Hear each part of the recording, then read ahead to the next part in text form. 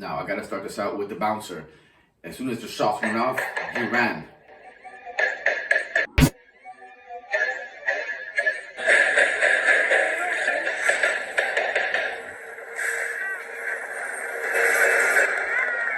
Fucking hero. He was one of the first ones to run. I guess he saw the danger and he thought, damn, so yeah, he ran immediately. And the second thing is that the cops pulled him over. Consciente al piso. Y en los videos se observan al menos 3 civiles armados. Y la policía interceptó a 2 de los presuntos responsables de esta balacera. Allegedly to avoid like confrontation or more civilians getting hurt. Pero para evitar, dicen, una reacción más violenta que derivara en muertes inocentes, They let them go. los dejaron continuar su marcha. They keep calling it a shootout, and even in Spanish they keep calling it a gunfight, like a balacera.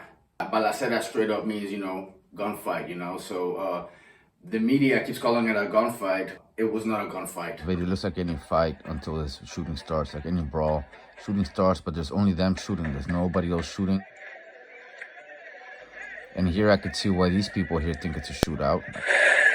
I could see why they would assume that. Now going back against...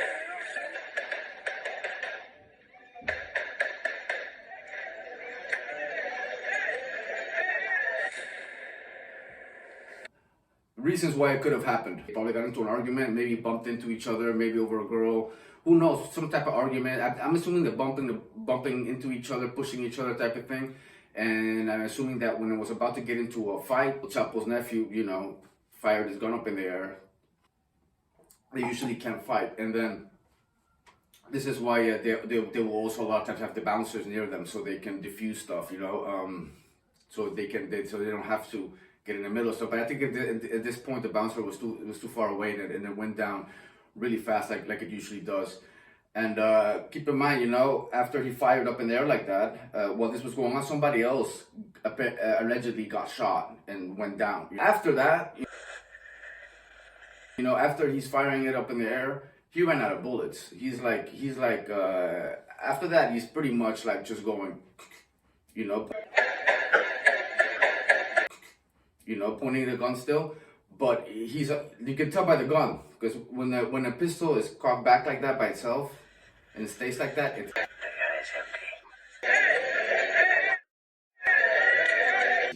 so he was obviously out of bullets. If he had been alone, that would have not been a good situation for him.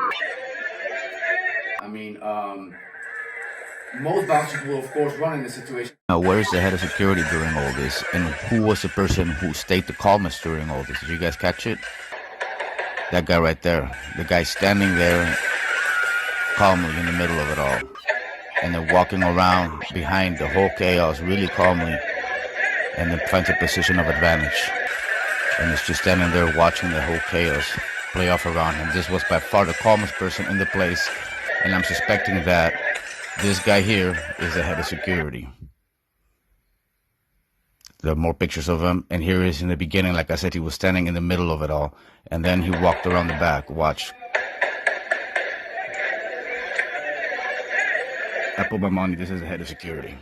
These type of things happen there, it's just that because in this case, it's El Chapo's nephew, and it got recorded, they're making a big deal about it, of course, but these type of things happen all over the country with different kinds of people. I mean, there's so many groups and so many people out there that I mean, this is not the type of thing that only someone like El Chapo's nephew will do, like.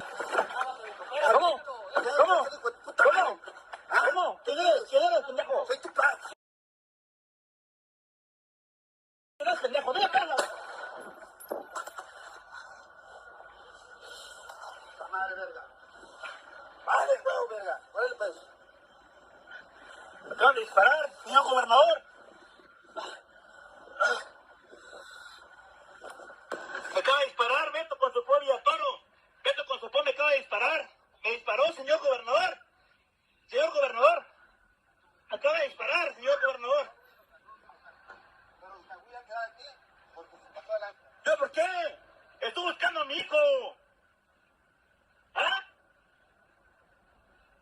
like you'll see kids of like police officers that are very high up, or even cops, military personnel. You will see them sometimes pulling their guns because they can't fight, because they have their guns on them. So when things go down, they pull their guns. Like, you know, I've had cops pull guns on me in Mexico at least 4 times.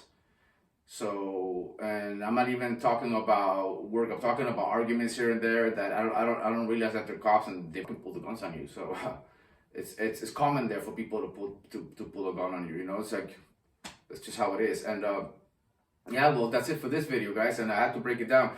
I took 3 to 4 weeks to do this one because I just really wanted to know how this ended. You know, but why it was, what it was about.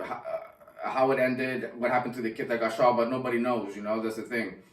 Nobody knows what it was about, really. They're not saying yet, nobody knows yet, and nobody knows yet what happened to the kid that got shot. So I'll keep an update for you guys, if there is an update anytime soon. But, you know, in Mexico, sooner or later, always this truth comes out about things. So the next video, guys, I'm going to finish my morning coffee and get to my workout. Catch you later. Digan, esta balacera ocurrida el fin de semana en un bar en Culiacán, en Sinaloa. Han informado que Aurelio Guzmán Araujo, alias El Pelón o El Guanito, quien es sobrino de Joaquín El Chapo Guzmán, podría ser uno de estos sujetos armados dentro del establecimiento. En esta grabación se observa el interior del bar y decenas de jóvenes bailando. Y en ese momento un hombre de camisa café aparenta forcejear junto a la barra y empieza a disparar hacia el techo, pero después apunta hacia una persona en específico. Atrás del hombre, otro individuo dispara a un joven que viste de negro, quien cae inconsciente al piso. Y en los videos se observan al menos 3 civiles armados, y la policía interceptó a 2 de los presuntos responsables de esta balacera, pero para evitar, dicen, una reacción más violenta que derivara en muertes inocentes, los dejaron continuar su marcha.